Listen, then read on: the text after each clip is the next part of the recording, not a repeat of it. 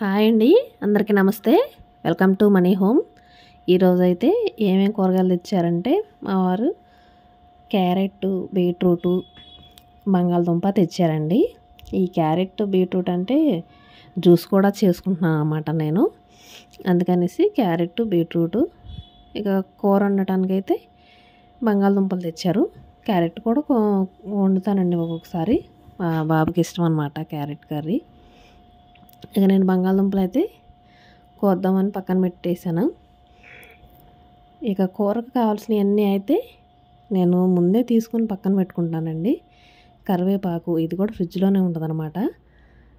పచ్చిమిర్చి ఇవి కూడా ఫ్రిడ్జ్లోనే ఉంటాయి. కాకపోతే నేను ఫ్రిడ్జ్లో నుంచి తీసుకొచ్చి కూరకు కావాల్సినవన్నీ ముందే తీసి పక్కన పెట్టుకుంటున్నానండి. లేదంటే ఎందుకంటే ఇంతకుముందు చాలాసార్లు అలాగా ప్రతిదానికి గుర్తొచ్చినప్పుడల్లా ఒక్కొక్క దానికి ఫ్రిడ్జ్ తీయటం, ఒకసారి పచ్చిమిరపకాయలు తేయటం, మళ్ళీ ఫ్రిడ్జ్ తీయటం, ఒకసారి కరివేపాకు తేయటం, అలాగ టైం అంతా వేస్ట్ అయిపోతూ ఉంటుంది అనమాట. ఇక అల్లం అండి. ఈ అల్లం ఎక్కువ రోజులు ఫ్రెష్గా ఉండాలంటే ఎలాగా అని నేను వీడియో కూడా చేశాను. ఎవరికన్నా కావాలంటే మన ఛానల్లో ఉంటుంది, చెక్ చేయండి ఒకసారి. ఇక ఈ బంగాళదుంపల కర్రీలోకి కొంచెం అల్లం పేస్ట్ కూడా వేద్దామని చిన్న అల్లం ముక్క కోసం అది కూడాను ఫ్రిడ్జ్లో ఉంటే ఆ బాక్స్ తీసుకొచ్చి ఒక చిన్న ముక్క అనేది కట్ చేసి పక్కన పెట్టానండి. ఇలాగ మనం ఏం కూర వండుతామో అని మనం ఏ కూర వండాలి అని అనుకున్నప్పుడు దానికి సంబంధించినవన్నీ పచ్చిమిర్చి, కరివేపాకు, ఇంకేమన్నా దానికి సంబంధించినవన్నీ ఫ్రిడ్జ్లో ఏమైనా ఉంటే ఒకసారి తీసి బయట పెట్టుకుంటే మనకి ఈజీగా ఉంటుందండి. ఇటుపక్క అయితే నేను రసం పెట్టేశాను అనమాట. దాంట్లోనే కొద్దిగా ధనియాలు, జీలకర్ర వేస్తున్నాను. టమాటోస్ అయితే ఇలాగా నేను వీడియోలో చూపిస్తున్నట్లు ముక్కలు కాకుండా ఇలా మనం పిసికేసి వేస్తే బాగుంటుందండి టేస్ట్. ఒకసారి ట్రై చేయండి. ఇలాగా చాలా బాగుంటుంది అనమాట.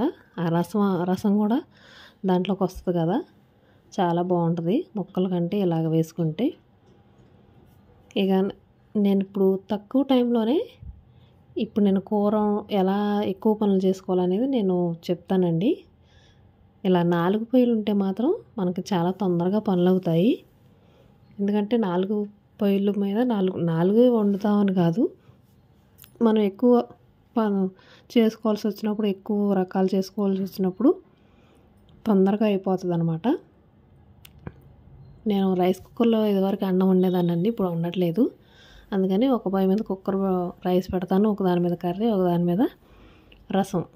ఇలా ఇప్పుడు 3 పెట్టేసుకుంటే చూసారా తొందరగా అయిపోతుంది. ఇక నేను పచ్చిమిర్చి, ఉల్లిపాయలు అయితే కోసి పక్కన పెట్టుకున్నాను కూరకి. ఇంకా బంగాళదుంపలు అయితే ఇలాగా పీల్ చేసేస్తున్నాను అనమాట అన్నీ. చూసారా చాలా ఫాస్ట్గా అయిపోతూనే ఉందన్నమాట. వీడియో కనుక నచ్చితే ఒక లైక్ చేయండి. మనం బంగాళదుంపలు ఎప్పుడైనా సరే ఇలా చెక్కు తీసుకున్న తర్వాత నీట్గా క్లీన్ చేసేసుకోవాలండి. దుంపలు ఎప్పుడైనా సరే ఎక్కువ క్లీన్ చేసుకోవాలి మనం, ఎందుకంటే భూమి లోపల పండుతాయి కాబట్టి. క్లీన్ చేసుకున్న తర్వాత నేను చూపిస్తున్న విధంగా కోసుకోండి. అలాగైతే మనకి కూర కూడా కొంచెం గుజ్జుగా వస్తుంది అనమాట. మామూలుగా డైరెక్ట్గా ఇట్లా లైన్ పొడవు ముక్కలే కాకుండా మనం ఆఫ్ చేసుకున్న దాన్ని పైన మళ్ళీ 2 లేయర్స్గా చేసి దాన్ని మళ్ళీ ఇలా ముక్కలుగా కట్ చేసుకుని ఇట్లా వాటర్లో వేసుకోవాలండి. వాటర్లో వేసుకోవటం వల్ల ఏంటంటే మనకి ముక్కలు అనేవి కలర్ మారకుండా ఉంటాయి అన్నమాట. లేదంటే మనం ముక్కలు కోసేసి పక్కన పెట్టి మనం ఇంకా పచ్చిమిర్చి కోసుకొని లేకపోతే ఇంకేదన్నా కొంచెం లేట్ ఉన్నా కానీ బంగాళదుంప ముక్కలు అనేవి కలర్ మారిపోతాయి. ఆ కలర్ మారిపోయిన తర్వాత మనకి మగ్గిని లేదనేది సరిగా అర్థం కాదనమాట. అందుకని ఇలా వాటర్లో వేసుకుంటే కలర్ మారవండి, చక్కగా తెల్లగా ఉంటాయి. ఇక నేను అల్లం అనేది ఇలా చిన్న చిన్న ముక్కలుగా కోసుకొని చిన్న రోల్లో నూరుకుంటున్నానండి. అప్పటికప్పుడు మనం అల్లం వెల్లుల్లి పేస్ట్ దంచి వేసుకుంటే ఆ టేస్టే వేరండి. మనం ఒకసారి పావు కేజీ, అర కేజీ మిక్సీ పట్టుకొని ఫ్రిడ్జ్లో పెట్టుకుంటే అసలు మంచి వాసన కూడా రాదనమాట, ఆ స్మెల్ అనేది రాదు. ఇలాగ కొంచెమైనా అప్పటికప్పుడు ఒక స్పూన్ అయితే సరిపోద్ది మనకు కూరలోకి. కొంచెం అల్లం ముక్కలు చిన్నగా కోసుకొని నేను ముందు అల్లం ముక్కలు దంచుకొని ఆ తర్వాత వెల్లుల్లిపాయ ఊరికి నలిగింది కాబట్టి అల్లం నలిగాక వెల్లుల్లిపాయ వేసుకోవాలండి. ఒక్క వెల్లుల్లిపాయ వేసాను. ఈ రోల్లో దంచుకున్నాను. ఒక స్పూన్ అయితే సరిపోద్ది కదా. చక్కగా అప్పటికప్పుడు దంచి వేసుకుంటే అసలు ఆ ఫ్లేవర్, స్మెల్ కూడా మంచిగా ఉంటుంది అనమాట. మనం నిల్వ ఉంచింది అంత వాసన రాదు, స్మెల్ పోద్ది. ఇలా ఎప్పుడైనా చిన్న రోలు ఉంటే అప్పటికప్పుడు వేసుకోవటానికి ట్రై చేయండి. టేస్ట్ బాగుంటుంది అనమాట. మనకి కర్రీ కూడా మంచి వాసన వస్తుంది. ఇప్పుడు నేనైతే కూర అయితే పొయ్యి మీద పెట్టేశానండి. ఇలా ఒక మందపాటి స్టీలియే వాడండి ఎక్కువ శాతం. నేను కూడా కొంచెం కొంచెం మాస్తున్నాను అనమాట. ఈ రాతి వెండి వాడద్దు అన్నారు కదా. ఇప్పుడు తాలింపు వేసేసానండి. ఉల్లిపాయలు, పచ్చిమిర్చి, తాలింపు గింజలు, ఎండుమిర్చి అన్నీ వేసేసి ఆయిల్ వేసి తాలింపు వేసిన తర్వాత అది కొంచెం వేగనివ్వాలి. వేగిన తర్వాత ఇక ఈ ముక్కలన్నీ వేసుకోవాలండి. నీళ్ళల్లో ఉంచాం కదా, చూసారా నీళ్ళల్లో ఉంచినవి ఎంత తెల్లగా ఉన్నాయో. కలర్ అయితే అస్సలు మారలేదు. వాటర్ రాకూడదండి. వాటర్ని మనం ఒళ్ళిపోయిన తర్వాత వాటర్ని పోయిన తర్వాత వేయాలి. వాటర్తో వేస్తే కూర అనేది మొత్తం గుజ్జు అయిపోద్దండి. ఇప్పుడు నాకు ఒక ఐడియా వచ్చింది. నా దగ్గర జాలీ బుట్ట ఉంది కదా, ఇక ఎట్లాగైతే వాటర్ పడుతున్నాయి అనేది ఆ జాలీ బుట్ట తీసుకొచ్చి దాంట్లో ఇవి పోసేసానండి. అప్పుడు వాటర్ అన్నీ వెళ్ళిపోయినాయి కదా.